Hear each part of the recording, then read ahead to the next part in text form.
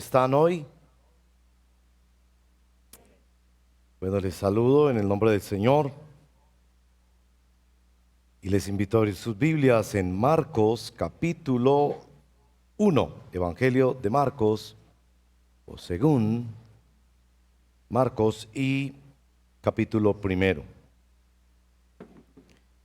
Hoy, como han visto, empezamos una nueva serie que se llama ¿Quién es?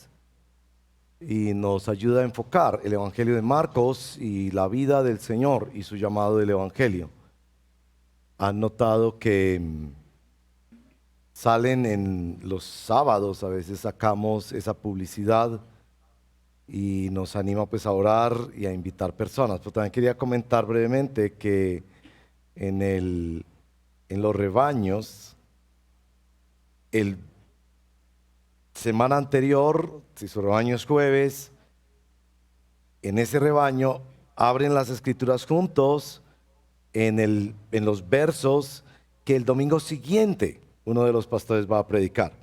Entonces es una muy bonita oportunidad para que en el rebaño puedan entrar juntos en la palabra y generar preguntas, inquietudes que confiamos serán mayormente acercadas a través de la predicación del domingo en la mañana. Entonces les animo pues en esta nueva serie.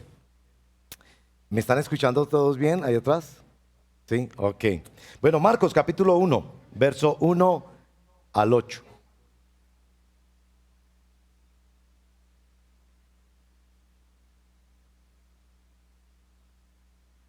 Comienzo del Evangelio de Jesucristo, el Hijo de Dios. Sucedió como está escrito en el profeta Isaías. Yo estoy por enviar a mi mensajero delante de ti, el cual preparará tu camino. Voz de uno que grita en el desierto: preparen el camino del Señor, háganle sendas derechas. Así se presentó Juan, bautizando en el desierto y predicando el bautismo de arrepentimiento para el perdón de pecados. Toda la gente de la región de Judea y de la ciudad de Jerusalén acudía a Juan. Cuando confesaban sus pecados, Juan los bautizaba en el río Jordán. La ropa de Juan estaba hecha de pelo de camello. Llevaba un cinturón de cuero y comía langostas y miel silvestre. Predicaba Juan de esta manera: después de mí viene uno más poderoso que yo. Ni siquiera merezco agacharme para desatar la correa de sus sandalias. Yo los he bautizado a ustedes con agua, pero Él los bautizará con el Espíritu Santo. Amén. Esta es la palabra del Señor. Acompáñenme por favor en oración. Señor, gracias por esta palabra. Pedimos que por la gracia del Espíritu Santo podamos leerla juntos, entenderla juntos y practicarla. Como el profeta Amós en el capítulo 4, verso 12 dice: por eso, Israel, voy a actuar contra ti, y como voy a hacerlo, prepárate para encontrarte con tu Dios. Te pedimos, Señor, que hoy sea día de preparación. Para quienes nos escuchan en algún lugar, en algún momento, para quienes estamos acá, día de preparación para encontrarnos contigo. Hay algo que tú haces desde que nos mueves a prepararnos. Y hay algo que tú nos llevas a ver que solo tú puedes hacer, y por eso nos preparas. Te lo pedimos en el nombre del Señor Jesucristo, nuestro Señor y Salvador. Amén. Bueno, el texto dice comienzo del Evangelio. Esta es la introducción del Evangelio según San Marcos, conocido como Juan Marcos. Los que estamos metidos en el mundo de los libros, Nos preguntamos siempre para qué es una introducción. Ustedes ven que la mayoría de libros traen una introducción.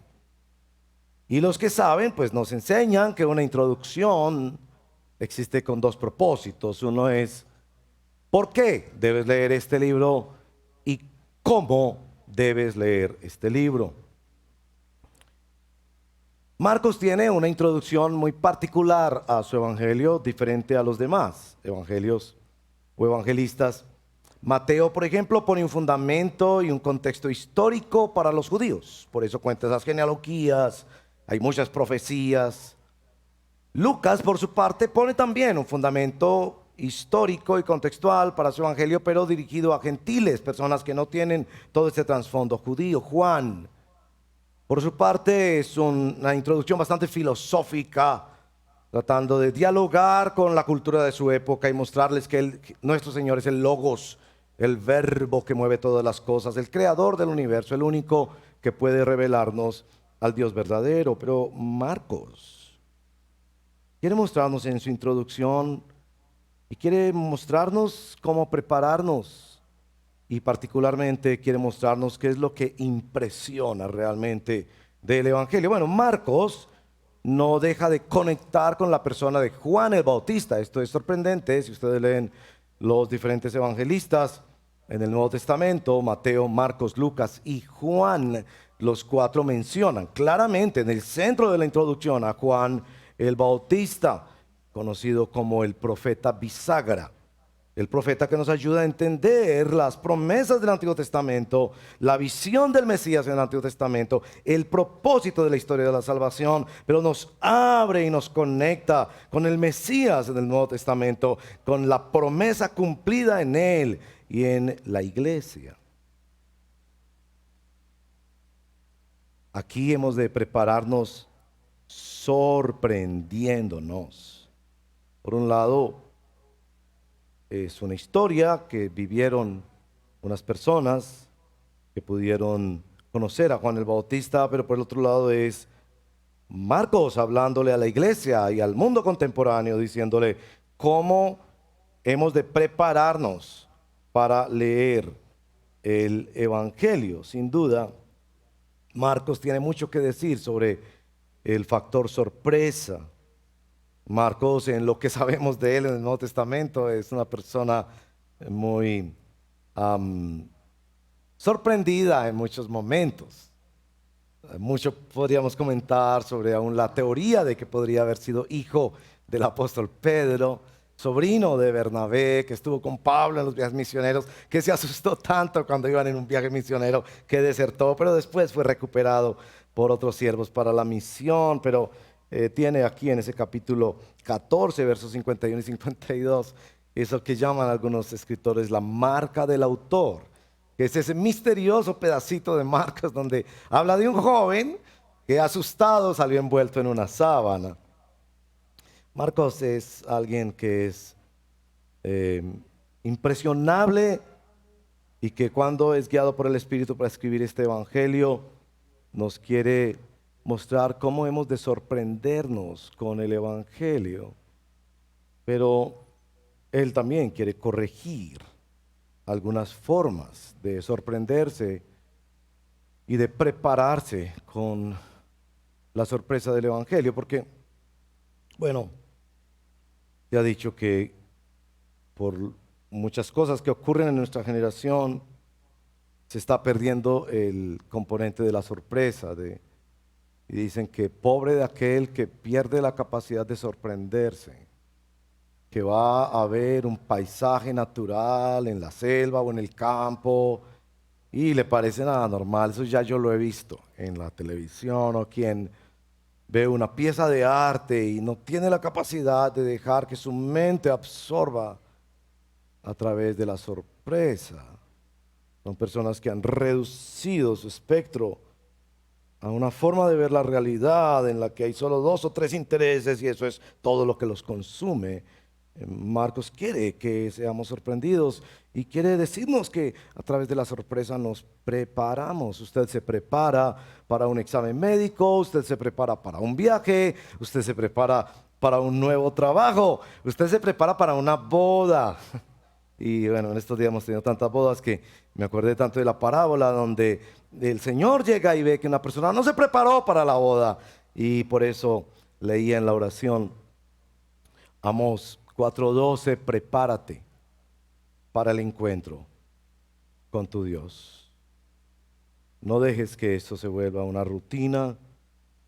No dejes de ser impresionado por el Evangelio. Pero claro, ¿qué es lo que Marcos quiere proponernos aquí como cosas impresionantes del Evangelio? Cosas extraordinarias. Bueno, tres cosas. La primera, Marcos quiere presentarnos un movimiento extraordinario. Él quiere decirnos que el Evangelio empezó en una ciudad y en unos campos que se movilizaron hacia un río. No un bonito río. Y que esa movilización tiene algo que tú debes entender. Lo segundo es que hay también no solo un movimiento extraordinario, sino un mensajero extraordinario. ¿Quién es este? Juan el Bautista. ¿Qué es lo que tiene y por qué el mismo mensajero de alguna manera cualifica la impresión del Evangelio para que tú te acerques a Dios de la manera adecuada? Y en tercer lugar, por supuesto, el Mesías y su mensaje extraordinario cuando termina diciendo que Él los bautizará con el Espíritu Santo. Se trata del Espíritu Santo, del poderoso mover y actuar de Dios. Bueno, primero un movimiento extraordinario, una multitud, dice aquí, que se movía hacia el desierto. Verso 5, toda la gente de la región de Judea y de la ciudad de Jerusalén acudían a Juan. Cuando confesaban sus pecados, él los bautizaba en el río Jordán.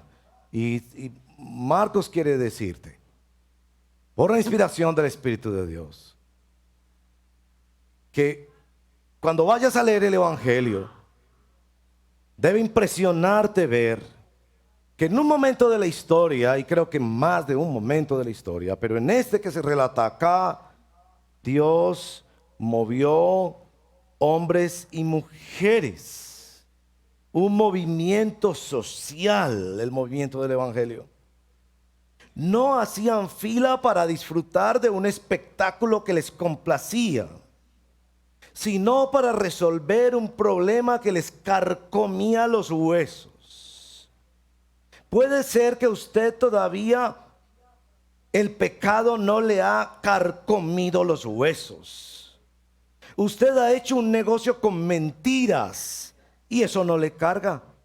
Le ha sido infiel a su cónyuge de pensamiento, de palabra o de obra y eso no le preocupa. Ha mentido en sus impuestos o ha traicionado a sus amigos o ha destruido la creación o ha maltratado su cuerpo, pero todavía eso no le moviliza. Todavía el pecado no lo ha alcanzado.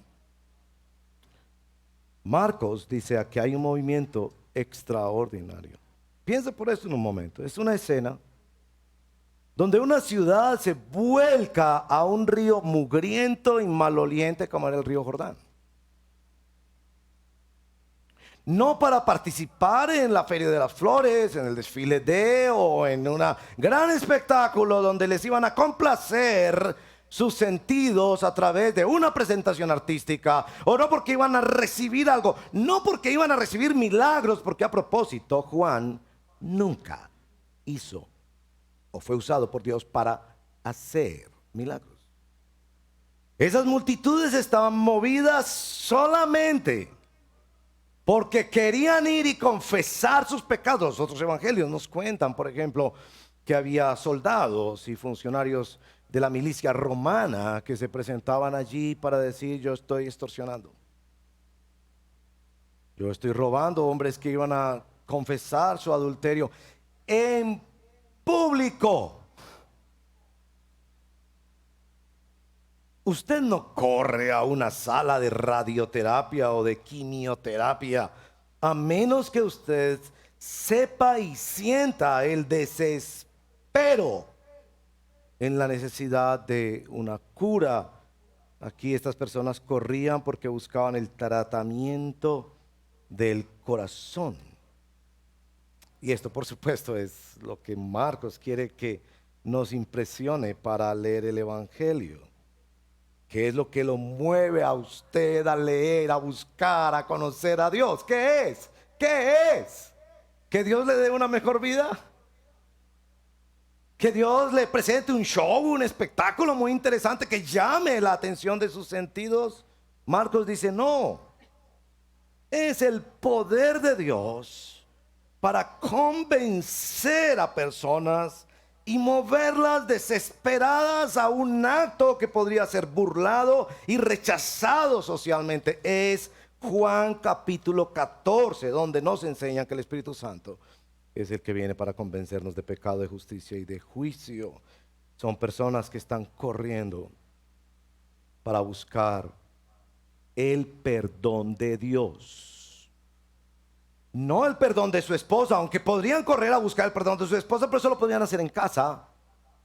No el perdón de su jefe a quien le han robado horas de trabajo o bienes de la empresa, porque eso lo podían hacer allí en la empresa, sino en un lugar público para reconocer delante de todo el mundo: yo tengo un problema que solo Dios puede rechazar, y algo que Dios solo puede resolver, y hay algo que subyace en las Sagradas Escrituras. Y eso es muy importante en su lectura de la Biblia. Siempre que Dios trae esta bendita desesperación al alma humana, que su vecino pregunta dónde hay un rebaño, dónde hay un lugar donde lean la Biblia, oren, me expliquen, me ayuden a conocer a Dios, donde yo pueda encontrar paz para mi alma. Siempre que Dios trae ese profundo desespero al corazón humano, es porque Dios también está preparando las fuentes de salvación para saciar el alma desesperada. Bueno, esa es la primera cosa que Marcos quiere que nos impresione. Un movimiento masivo de una ciudad y de una región, de hombres y mujeres buscando con desespero el perdón. Es muy importante para tu lectura del Evangelio de Marcos, pero para tu lectura de la Biblia, es muy importante. Especialmente en estas épocas de tanta religiosidad, donde se usa la religión para esconderse de Dios. Lo segundo que Marcos quiere enfatizar es un mensajero extraordinario. Un mensajero para nada interesante o atractivo si uno va a medirlo por la popularidad o por la influencia en las grandes ciudades, que Juan siempre está huyendo de las grandes ciudades, o por su mensaje muy elaborado, muy filosófico, o muy bien documentado, muy impresionante. Más bien se parece a Jonás, que va a Nínive y va con esa frasecita: Nínive será destruida. Y Dios trae ese desespero otra vez, ese avivamiento de almas desesperadas buscando conectarse con el único Dios verdadero. Bueno, pero el vestido de Juan, verso 6. La ropa de Juan estaba hecha de pelo de camello. Llevaba puesto un cinturón de cuero. Nunca sería Juan invitado a una feria de Colombia Moda o de Fashion. Seguramente él encontraba animales muertos, camellos muy comúnmente morían y los dejaban abandonados en el desierto. Y él tomaba un poquito del pelito, del poco pelito que tiene un camello, y armaba su vestidito allí como podría, y algún pedazo de cuero para un cinturón. Es casi que, perdónenme, pero casi que si usted se encuentra con Juan, usted lo considera un indigente. Ahora, la comida de Juan, verso 6, parte B: y comía langostas y miel silvestre. Por favor, no se le ocurra pensar en langostas, wow, naranjaditas, calentitas, rodeadas hermosamente como si fuera una decoración de feria por sus buenas verduritas al vapor. Que usted deguste esa langosta y que vale una tonelada de plata, una buena langosta. Yo quizás en mi vida he probado un pedacito de eso, pero pues una vecesita. No se le ocurra pensar en esas langostas. Eran grillos. Grillos, una plaga en el Medio Oriente. Todavía el día de hoy en África hay plagas de langostas. Son grillos que se reproducen de una manera vertiginosa, que arrasan con las cosechas, destruyen lo que encuentran en el camino. Hace como 4 años llegó a temer que en América Latina podríamos llegar a tener esa plaga, porque hay vientos que pasan de África a América Latina. Es un animal destructor. Y claro, como rápido se reproducen rápido, también mueren y quedan tendidos en el desierto. Y como un buen insecto, son insectos, se quedan tostaditos. Y Juan iba con su bolsita, echándolos, la lonchera de Juan. No estoy sugiriendo recetas para el almuerzo ahora en la casa. Claro, yo sé, las señoras de la iglesia, yo sé porque se aprovechan. Se aprovechan. Llega ahora el almuerzo y entonces el niño se le queja del almuerzo. Mamá, otra vez sancocho. La mamá dice, ¿no se acuerda lo que comía Juan el Bautista? Dele gracias a mi Dios que usted tiene sancocho. Grillos, insectos y miel. Y por favor, no dé lugar a su imaginación pensar que era una botellita hermosa, qué rica la miel para endulzar el café. No, no, no, no. Esto era miel silvestre, lo que llamamos nosotros miel de abejorro, que para poderla consumir tenía que masticarse esa pieza dura, cebosa, de grasa, para poder succionar un poquito de la miel. Eso era Juan el Bautista. Este es el mensajero.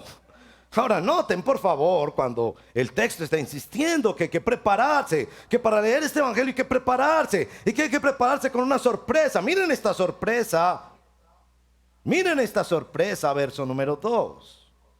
Dice el Señor, yo estoy por enviar mi mensajero.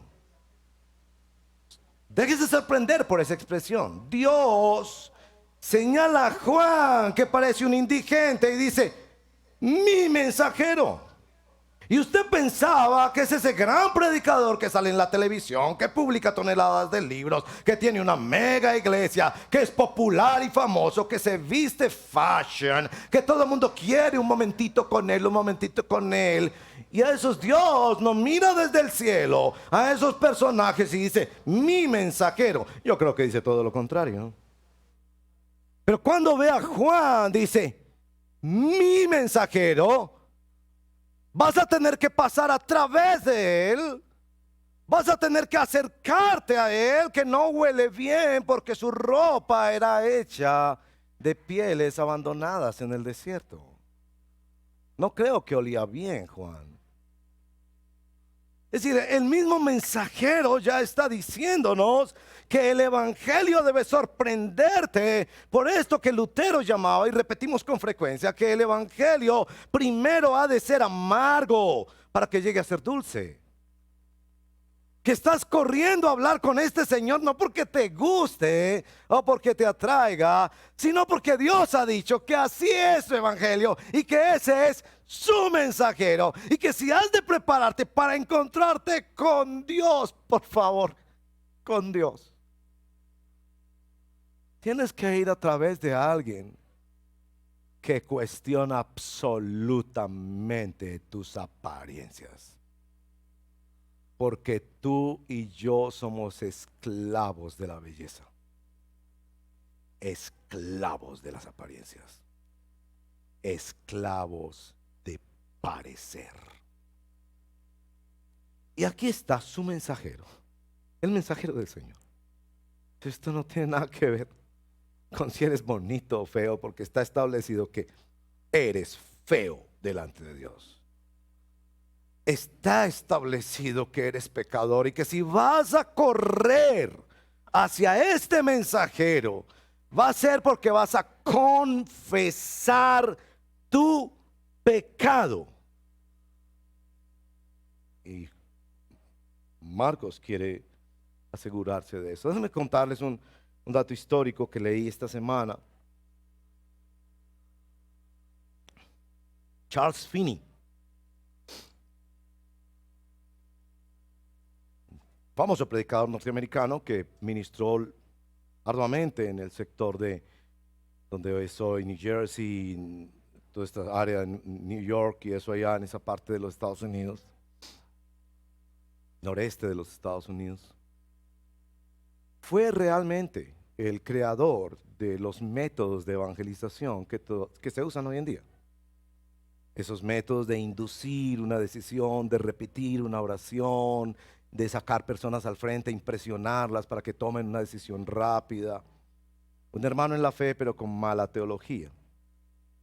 Cuando él llegó a sus últimos años de ministerio, él se convirtió en un profesor de teología y escribió: si yo volviera a comenzar mi ministerio, yo solo predicaría santidad, santidad, santidad, porque él descubrió, según decía, que sus métodos de tratar de impresionar a la gente con música, con decisiones rápidas, con salidas al frente, con empujones, etcétera, etcétera, no hacían más que complacer la carne de esas personas y evitar, como lo hace la religión, de que se encontraran cara a cara con Dios y vieran la gravedad de sus pecados.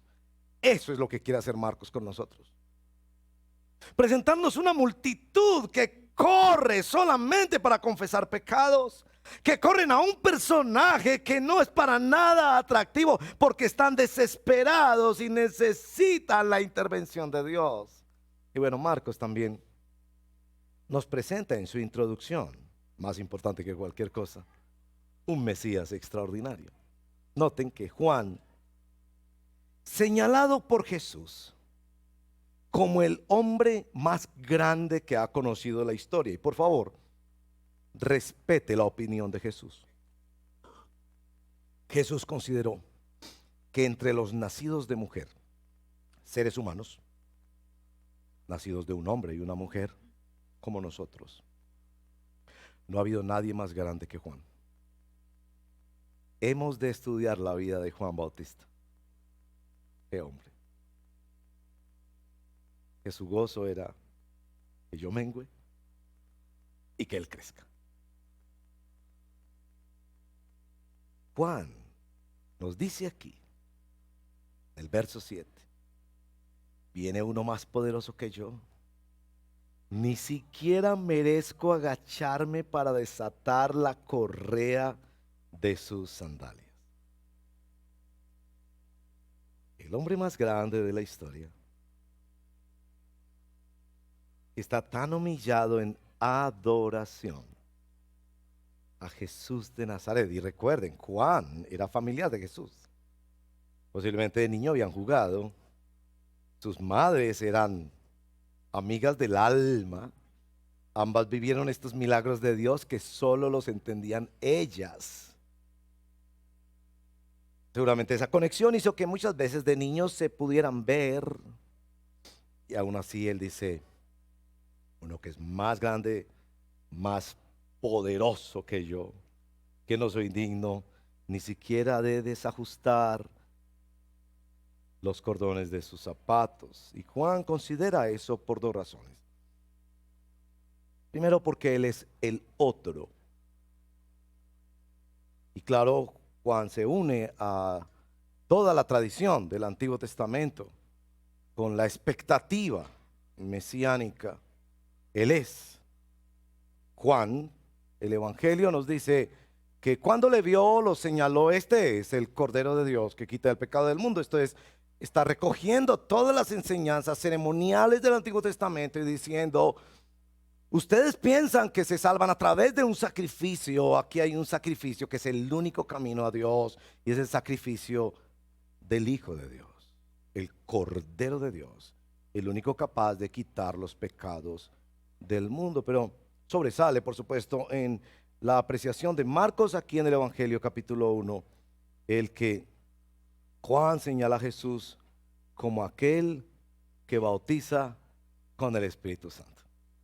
Bueno, los pastores siempre comentamos que en la predicación Debemos encontrar donde hay un aspecto doctrinal para que la predicación también tenga la pedagogía continua que a lo largo de los años va construyendo una iglesia con teología. Aquí está pues ese tema de la doctrina del bautismo y dos preguntas fundamentales de doctrina. La primera es, ¿el bautismo de Juan el Bautista era el bautismo cristiano o es el bautismo cristiano? Que por ejemplo en Mateo capítulo 28 dice que vamos a todas las naciones, obra misionera, y hagamos discípulos y los bauticemos en el nombre del Padre y del Espíritu Santo. ¿El bautismo de Juan era el mismo bautismo cristiano? Pues por supuesto la respuesta es no. Y para responder esa pregunta doctrinal, les refiero al capítulo 19 del libro de Hechos. En el libro de Hechos, capítulo 19, Juan llega a la ciudad de Éfeso, encuentra a unos discípulos que han sido formados por Apolos. Él les pregunta, ¿recibieron el Espíritu Santo cuando creyeron? Ellos responden, no. ¿En qué bautismo fueron bautizados? En el bautismo de Juan. Cuando le dicen el bautismo de Juan, Pablo dice, entonces todavía no se han bautizado. Y procede a bautizarlos en el nombre del Señor. Así que es claro por Hechos 19 que no se refiere al bautismo cristiano. Este era un bautismo de preparación.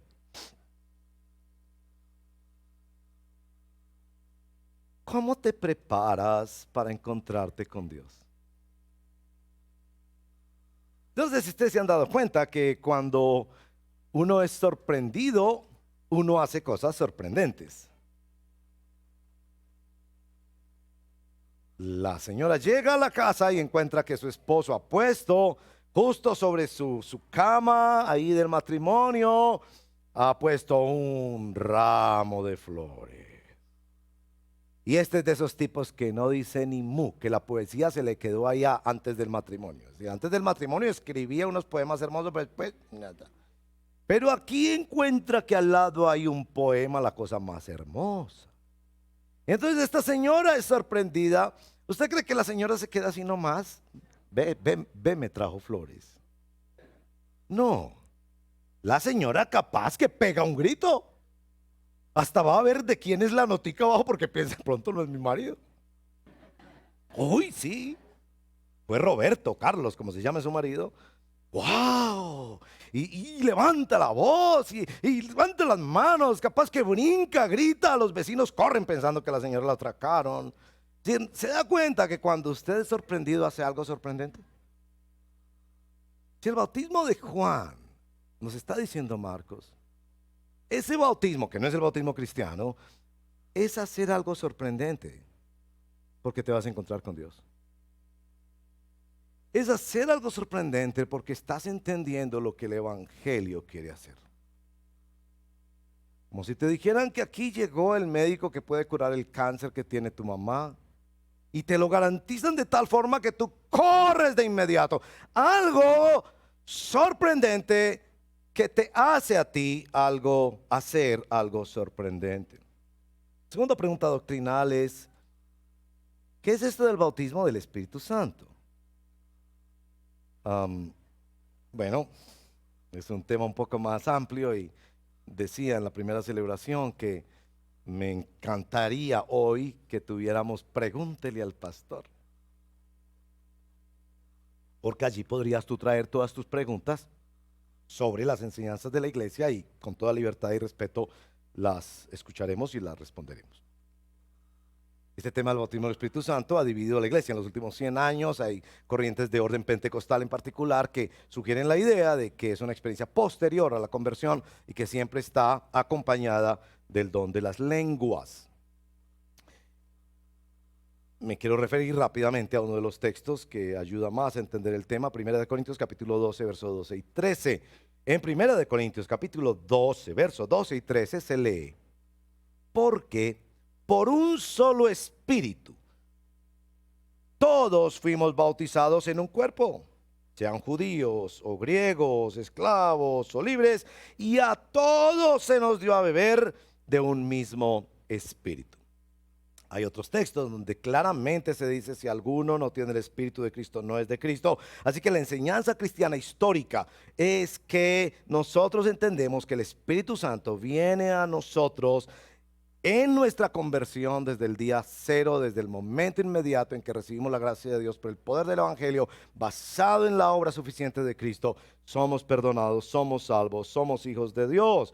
Que lo que viene posterior a eso son experiencias de llenura, de plenitud, de obediencia, de oración o de vida en particular en el Espíritu. Pero este verso combina dos metáforas. Por un lado dice, bautizados en el Espíritu Santo, todos los que hemos creído en Cristo, en el momento de nuestra conversión, para ser sumados a Cristo y sumados a su iglesia. Bautizados quiere decir sumergidos, ese es realmente el significado de esa palabra, bautizo, sumergido. Sumergido en la vida de Cristo, sumergido en la vida del Espíritu. Pero este mismo verso que me refiero en 1 Corintios 12 se refiere a beber de ese Espíritu. Ser bañados completamente, pero también beber de ese Espíritu.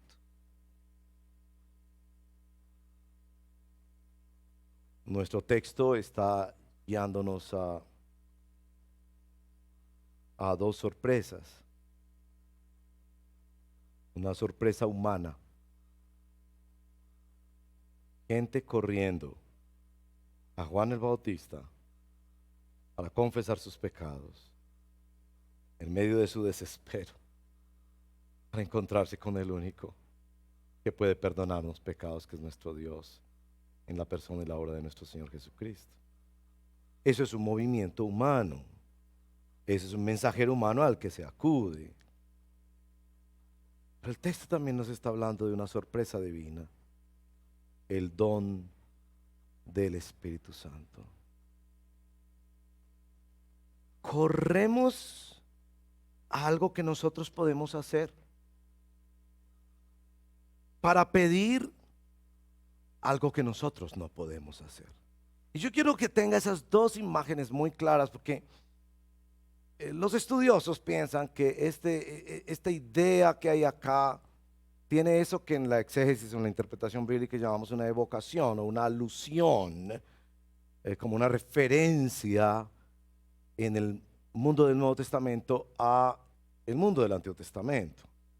Por supuesto, el bautismo, nos dicen las Escrituras, hace una alusión al Éxodo, cuando ellos son esclavos liberados de Egipto, pasados por el mar, no fueron mojados. Precisamente muy interesante, porque es el ejército enemigo el que muere ahogado, ellos pasan en libertad y los llaman un bautismo. Pero hay otros episodios, particularmente el de Segunda de Reyes capítulo 5, y quisiera mencionarlo para animarlo a leer la Biblia.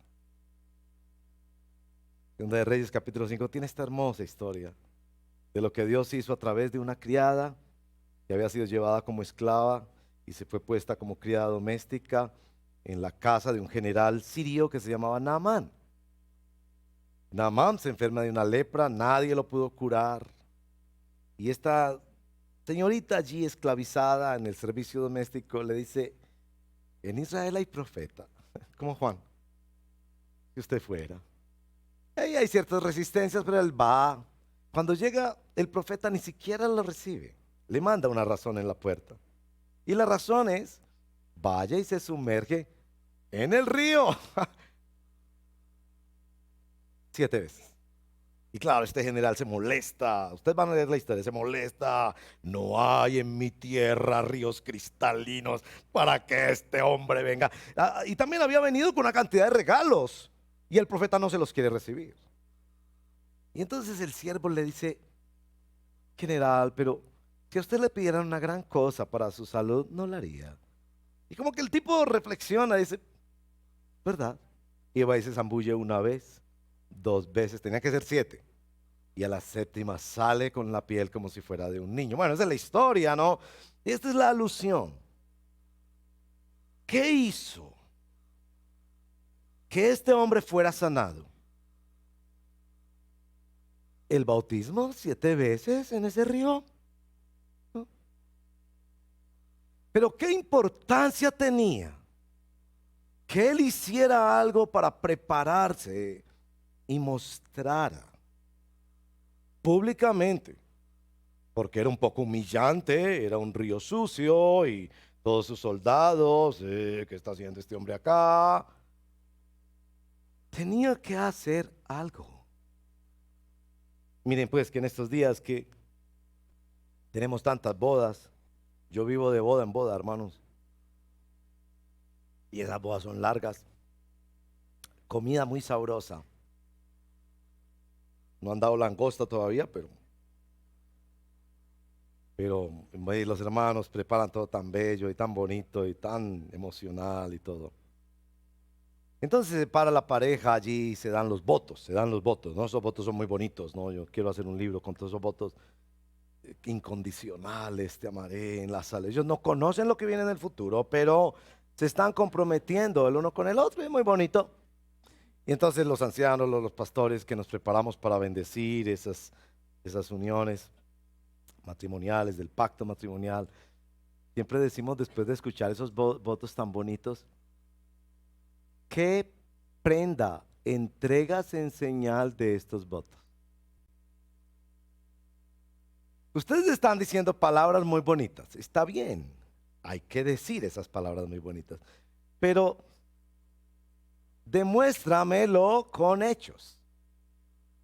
Y entonces ellos vienen, generalmente ponen argollas, otras veces collares, diferentes tradiciones para esto, y ponen allí esas joyas que les han costado una fortuna generalmente, muy bonitas, hay una explicación y se entregan. El uno le está entregando al otro. Vea, para que sepa que sí es cierto, aquí le entrego esta joyita para que usted la guarde y siempre recuerde, ¿no? De hecho, en la lengua de sordos, eso quiere decir matrimonio. Cuando se hace así la señal como de poner una argolla, matrimonio. Estoy casado, eso es decir así. Hay una expresión externa sorprendente de que hay algo interno sorprendente. Hay una expresión externa sorprendente que nosotros podemos hacer. Ir al río. Aunque se burlen de nosotros.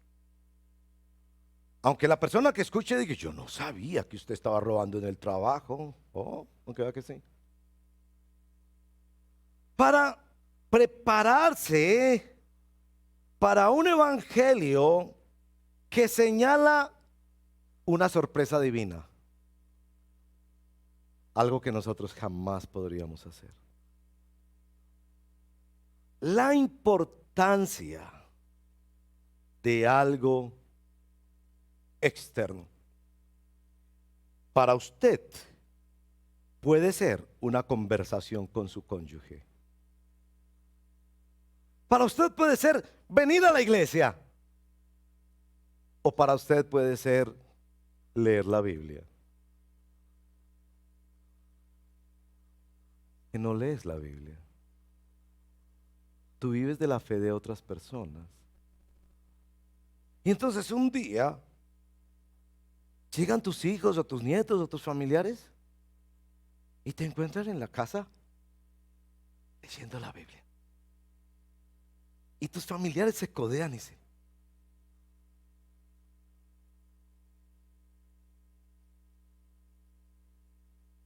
que traducido es, no hagamos bulla que está leyendo la Biblia. Es una cosa extraordinaria.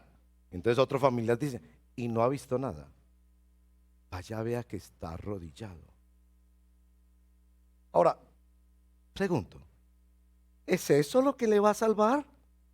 ¿Es eso lo que le va a traer perdón? No. Pero yo sí le digo una cosa.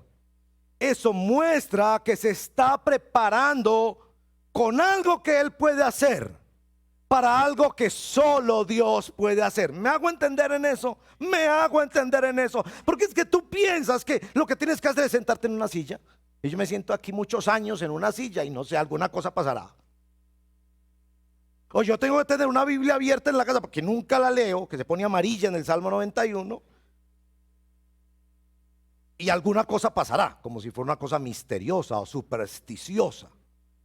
O estar al lado de una mujer que es así, lee la Biblia y es así ora.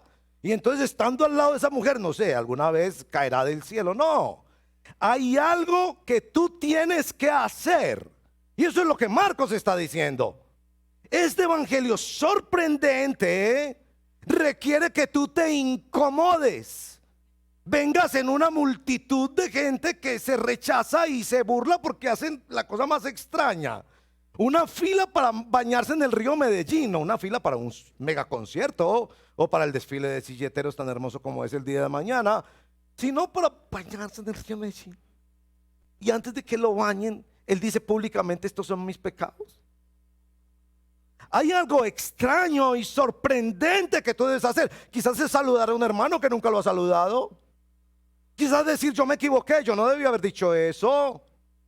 Y salir del anonimato y salir de la zona de comodidad y decir: yo vengo aquí a decir, necesito algo sorprendente que solo Dios puede hacer, pero yo mismo estoy siendo movido a algo sorprendente. La importancia de leer así el Evangelio. El Evangelio que no nos sorprende porque nos entrega milagros, y pareciera que Marcos quiere corregir acercamientos al Evangelio y decir: usted no busque a Dios porque usted necesita trabajo o porque su mamá está enferma. Usted puede pedir eso a Dios y Dios puede hacerlo en su infinita misericordia, porque Él hace milagros sobre buenos y malos y los hace por todos los lados del mundo y del universo. Pero no se confunda, usted ha de buscar a Dios porque usted tiene un problema muy profundo que solo Dios puede resolver, y lo va a resolver por el poder de nuestro Señor Jesucristo, que en su cruz venció la muerte, el pecado, a Satanás, a nuestra carne y al mundo, por el poder de nuestro Señor Jesucristo, que es el único que nos bautiza con el Espíritu Santo para sumergirnos y darnos a beber de la vida del Espíritu. Es por eso que usted debe venir al Evangelio. Es por eso que usted debe leer con detenimiento la palabra de Dios y dejar que ella le lea su alma. Es por eso que hemos de unirnos y apoyar una iglesia que predique el Evangelio con sinceridad y con certeza.